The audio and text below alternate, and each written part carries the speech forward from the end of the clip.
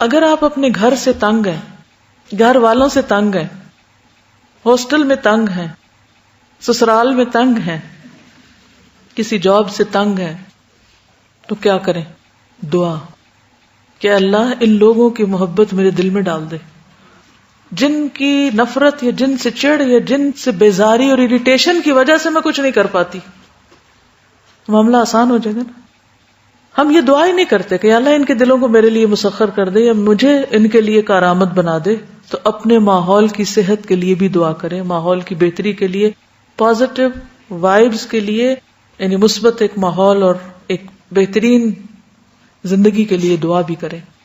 یعنی ایک تو عافیت کی دعا، لیکن اگر عافیت نہیں اور بیماری آ گئی یا ایسے لوگوں سے واسطہ پڑ گیا کہ جہاں مشکل ہو گیا گزران، تو حل صرف بھاگنا نہیں. ہم اکثر کیا سوچتے ہیں؟ سسرال والے اچھے نہیں، میکے چلو، ہاسٹل اچھا نہیں، گھر چلو، یہ جاب اچھی نہیں، کوئی اور ڈھونڈ لو. یہی حل سوچتے ہیں نا. تو نبی صلی اللہ علیہ وسلم نے یہ نہیں فرمایا کہ مدینہ چھوڑ کے کہیں اور چلو. کیا کہا؟ اے اللہ ہمارے دلوں میں مدینہ کی محبت اسی طرح پیدا کر دے جیسے مکہ کی محبت، بلکہ اس سے بھی زیادہ، تاکہ ہمارا یہاں رہنا آسان ہو جائے، یہاں ہمارا دل لگ جائے. کریں گے یہ دعا؟ کیونکہ کچھ چیزیں ہم چینج نہیں کر سکتے، کچھ چیزوں سے نہیں بھاگ سکتے، اور ضروری نہیں کہ جہاں سے بھاگ کے جا رہے ہیں جہاں جائیں گے وہاں بھی وہی ہوگا. وہاں بھی اگر یہی کچھ ہوا تو بھاگنے کا کیا فائدہ؟ الم تر الی الذین خرجوا من دیارہم وہم الوف حذر الموت فقال لهم اللہ موتوا. وہاں بھی موت آ جائے گی، وہاں بھی جس سے بھاگے ہیں وہ چیز کیا پتہ سامنے ہو، پھر وہی آ جائے. تو بہتر ہے اسی کی تبدیلی کی دعا کریں کہ اللہ اسے ٹھیک کر دے. شوہر کی طرف سے تنگی ہے، بچوں کی طرف سے تنگی ہے، وہ پریشان کرتے ہیں، سسرال تنگ کرتے ہیں، ہمسائے برے ہیں، کچھ بھی. تو ایک لسٹ بنائی کون کون مجھے تنگ کرتا ہے، میں کس کس سے پریشان ہوں، جو میری صحت خراب کر رہے ہیں.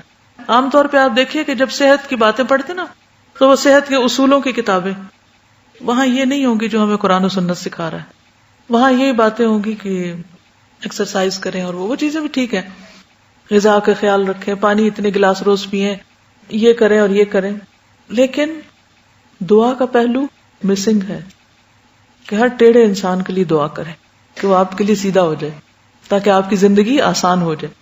یا یہ کہ آپ کے دل سے وہ نکل جائے، بوجھ اتر جائے، اور آپ اس کی طرف سے بے فکر ہو جائیں، تاکہ آپ سکون سے کچھ کر سکیں.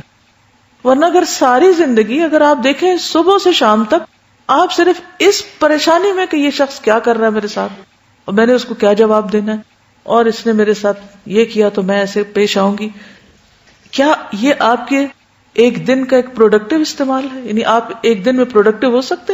ان سوچوں کے ساتھ، اس انتقامی رویے کے ساتھ اور اس قسم کی نفسیات کے ساتھ آپ کبھی بھی کچھ نہیں کر سکتے. یہ زندگی ضائع کرنے کا سب سے نمبر 1 فیکٹر ہے کہ آپ کسی کام کے نہیں ہیں. آپ نماز پڑھ رہے ہیں وہی منفی خیال، کھانا کھا رہے ہیں وہی تکلیف، سو رہے ہیں تو وہی سوچیں، کیا فائدہ؟